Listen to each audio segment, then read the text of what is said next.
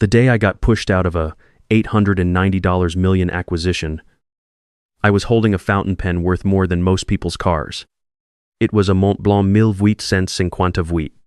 Heavy, cold, the kind of pen you only bring out when the number on the table has 9 figures attached to it. I remember the weight of it in my hand because it was the last thing I felt before everything in that room went completely still. But I'm getting ahead of myself. Let me take you back 18 months. Because that's when I saw it coming.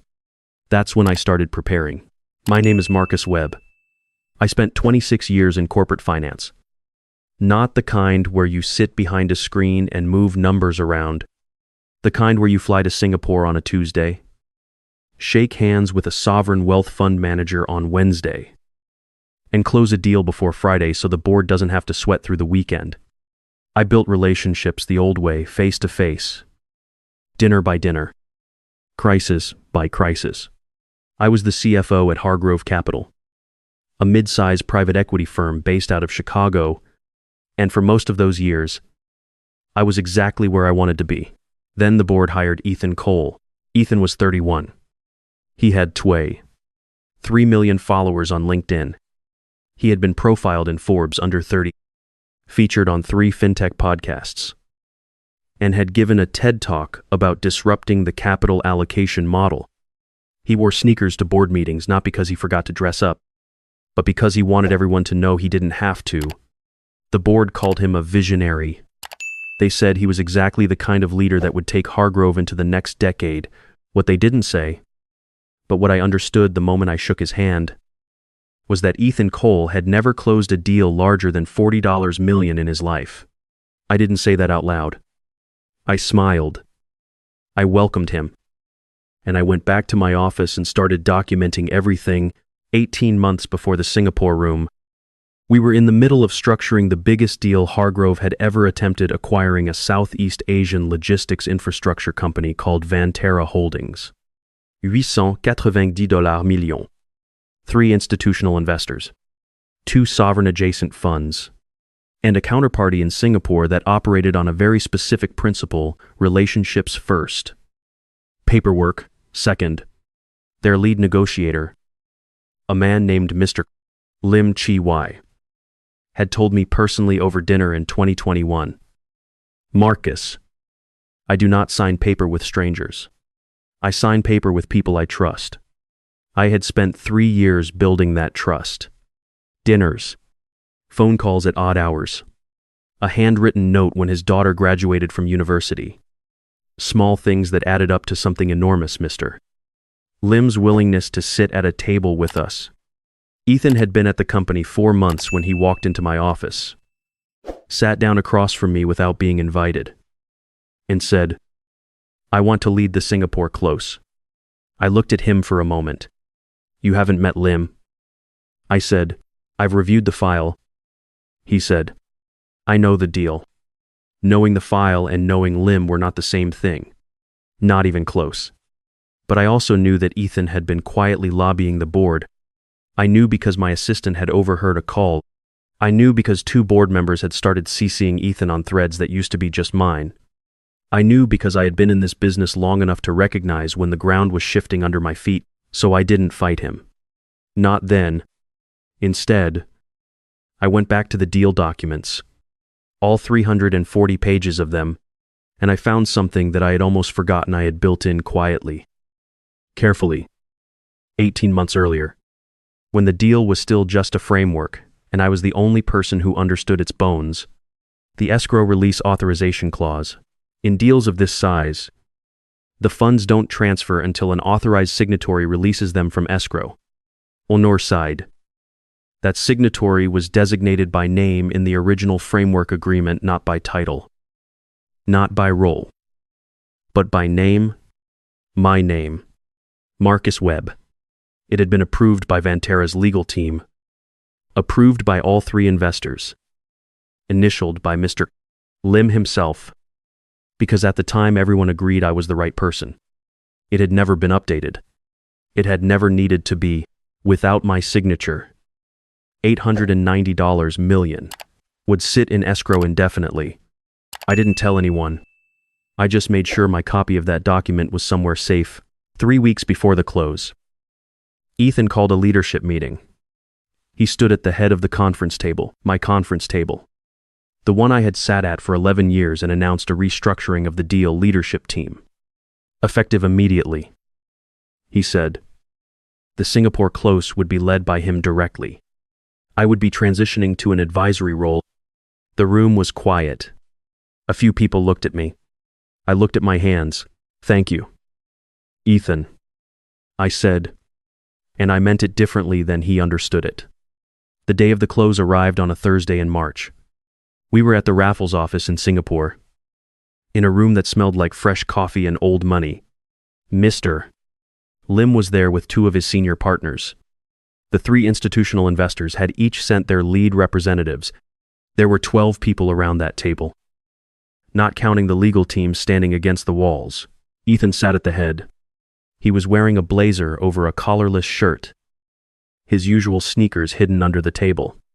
He had his laptop open and a presentation ready. He had clearly rehearsed. I sat near the middle of the table. Advisory capacity. As agreed, the meeting began.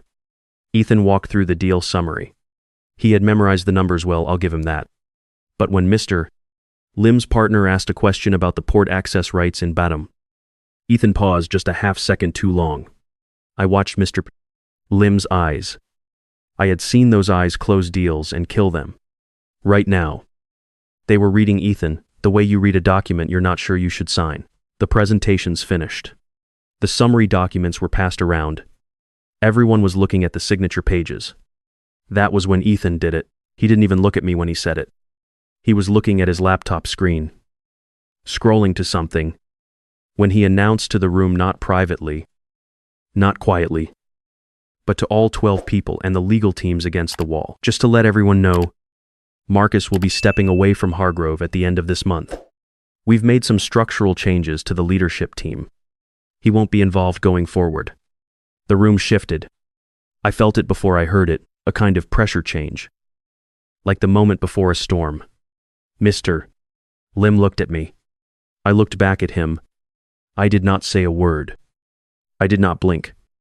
And then one of the investor representatives, a woman named Dana Prescott from a Boston-based fund, someone I had worked with for 6 years, said, very calmly, Marcus, is that true? It is, I said. And the escrow release, she said. The room got very quiet. Ethan looked up from his laptop. The escrow release will be handled by the escrow release requires a named signatory, Dana said. Per the framework agreement. Section 14. Subclause C. The named signatory is Marcus Webb. She had clearly read every page. That can't be changed without a full amendment, which requires approval from all 3 funds and Vantera's legal team. She looked at Ethan. Did you initiate an amendment? Ethan stared at her. Then he looked at his legal counsel, a young attorney named Brett, who was now visibly sweating through his jacket. Brett leaned in and whispered something. Ethan's expression did not change, but something behind his eyes did. We can address the amendment process, Ethan said carefully. An amendment would take 60 to 90 days. Dana replied. Our fund commitment window closes in 32 days. Mr. Lim set down his pen. The Mont Blanc I had given him as a gift 2 years ago. On the day we first shook hands, he set it down on the table with a very small click that, in that silence, sounded like a gavel. I think, Mr. Lim said, in his measured, deliberate way, we should perhaps recess for a short while. He stood up. His 2 partners stood up. The investor representatives exchanged glances. On a B1, people pushed back from the table. Within 4 minutes, the room was empty except for me, Ethan, Brett the attorney, and 2 of Hargrove's junior associates who looked like they wanted to disappear into the wallpaper. Ethan finally looked at me. Did you know about this, about Section 14? Subclause C, I said. Yes. I wrote it. He stared at me for a long moment. I watched him understand. Not all of it, not the dinners with Lim. Not the 3 years of Tuesday phone calls. Not the handwritten note I sent his daughter. But enough. He understood enough. "What do you want?" he said. And that question was the moment I had been thinking about for 18 months. The moment I had imagined in quiet hotel rooms and on long flights and in my car in the parking garage at 6 in the morning before walking into an office where I increasingly felt like a ghost. I thought about what I wanted. I thought about the version of me that would have wanted to humiliate him the way he had tried to humiliate me. That version was real. I won't pretend it wasn't, but I also thought about something Mr. Lim had said to me once. Years ago. Over a very simple meal at a hawker center in Singapore that I will never forget. He said, "Marcus, the man who burns the bridge is always on the wrong side of the river afterward." So I told Ethan what I wanted. "I want my role back." I said, "Not advisory. Not transitional. Mid-role. And I want to walk back into that room and close this deal the way it was always supposed to be closed." He was quiet for a long moment. "And if I say no," he said, "then the deal dies." I said, "The window closes in 32 days. You'll spend 60 of them on an amendment that may or may not get approved. You'll lose Lim. You'll lose Dana's fund. And you'll have to explain to the board why a deal 3 years in the making collapsed on the day of the close." I stood up. I picked up the Mont Blanc I had brought, the 1,858. Heavy and cold. "I'll be in the lobby."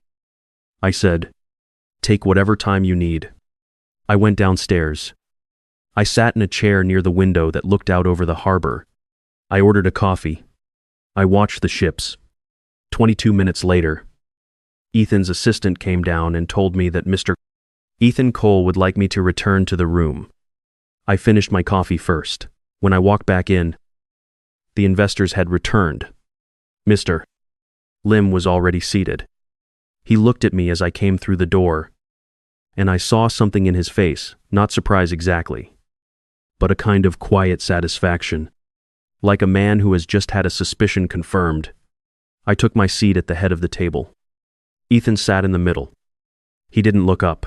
I turned to Mr. Lim and I said, in Mandarin, the phrase I had been practicing for 3 years, a traditional expression of gratitude for a partner's patience and trust. His eyes warmed in a way I had not seen in years of negotiations. "You still have terrible pronunciation," he said, in English. And he was smiling. The room laughed. The tension broke like a wave. We signed 3 hours later. Every document, every page. The escrow authorization was the last thing. I uncapped the Mont Blanc, and I signed my name in the space that had always been mine. $890 million. Closed. That evening, Dana Prescott found me in the hallway outside the conference room. She looked at me for a moment. Then she said, "That was the most controlled thing I have ever watched anyone do. I just did my job." I said, "No." She said, "You did something else. You let him think he was in control until the exact moment it mattered." I didn't argue with her. 3 weeks later, I was back in Chicago. Ethan Cole had submitted his resignation. The board, to their credit, asked me to stay, not as CFO, but as Managing Director of Strategic Acquisitions, a new role, a better one, more travel, more deals like Singapore, less time in budget meetings arguing about office furniture. I said I would think about it. I meant it, too, because at 54 years old, I had learned something that took me most of my career to understand. The goal was never to win the fight. The goal was to still be standing when the fight was over, and to have done it in a way you could live with. There's a thing that happens in this industry, in a lot of industries, I think, where the people who know how to perform expertise start to eclipse the people who actually have it.